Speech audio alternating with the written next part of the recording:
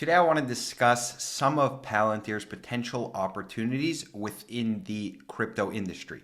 Now, I've been doing a lot of research on what Palantir has already said that they're getting into, their foundry for crypto, but there is not that much information. There are some obvious products that they would be providing for customers, but I think a lot of it is trying to go a bit in depth and understanding what they could provide going forward without them actually saying it. And the reason why it's important to do this is because the crypto industry itself is still in its infancy. So you couldn't even predict yet what Palantir has to offer until the crypto industry actually takes off the way I think it will. I do own some crypto and I am a big believer in it. More specifically, I own Bitcoin and Ethereum, and I can do a video about those technologies a different time. And it was really since the COVID crash in 2020 that I started to buy crypto, and ever since then I went down that rabbit hole and I've been researching the industry really in depth because I'm fascinated by it, way beyond the use cases of Bitcoin. So when Palantir announced their foundry for crypto, I was pretty excited about it, and I thought this kind of makes sense in a world where Palantir is already dealing with many financial institutions and the government to help with anti-money laundering and KYC rules and fraud protection, and all of that is really technologies that they already have going back to the PayPal days. But I was the other day looking at the foundry for builders, second generation companies that Palantir has added, and I did see that there was one of the companies called Elementus, and it really started to, and the more and more research I really do on crypto and now also Palantir, they kind of overlap and starting to be able to think more and more of what the future will look like in terms of Palantir's expansion within the crypto world.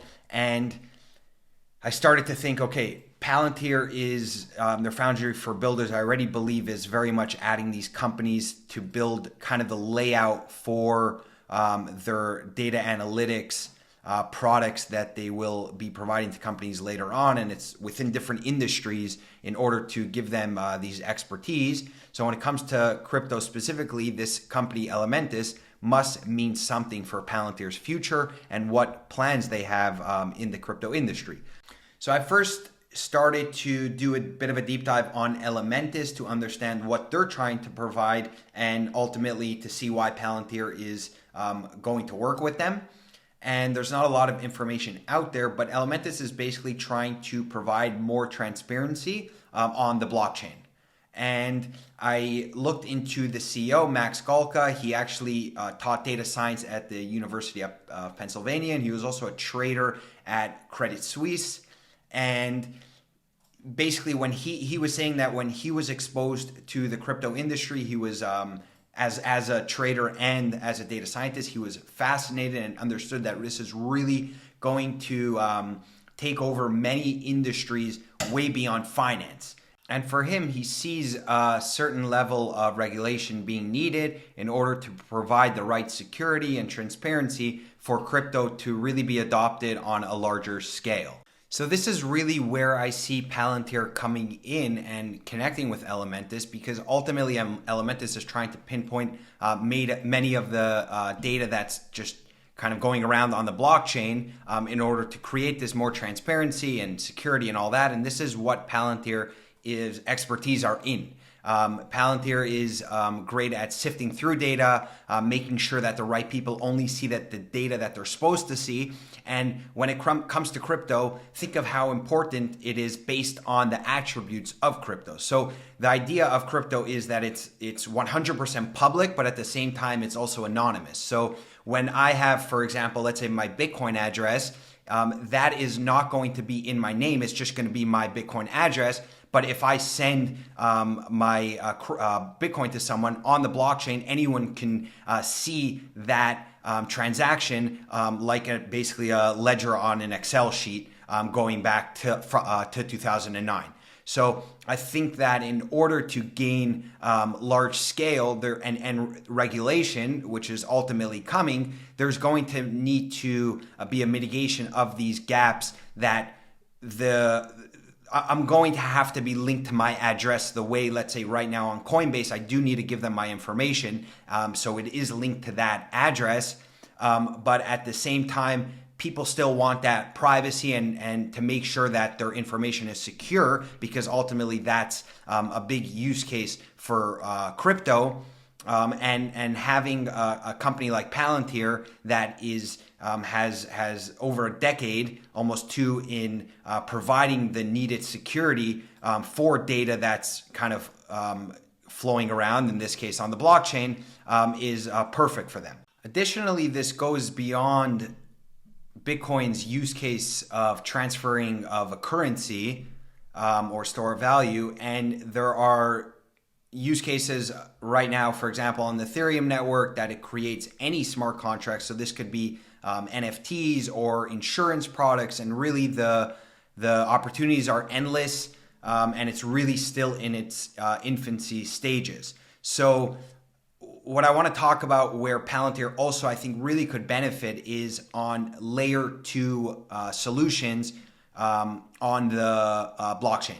The second layer is basically a network that is built on top of the original blockchain. So you're building, let's say, a network that is secured by the blockchain of Bitcoin. So say you build an insurance product and the smart contract says if, let's say, your flight is delayed, then you will get this amount of money. Then it will be connected, let's say, to that database to see if the flight was delayed or the flight was canceled. And the currency will be Bitcoin on it. You'll both have to put in the same way you put in a bank money, let's say, to earn interest or as a collateral for a house or whatever it is. And if that insurance product is going to be paid out, then it's, instead of the intermediary, the third party, being the ones to have to approve it and all that, the Bitcoin network automatically makes the transaction go through.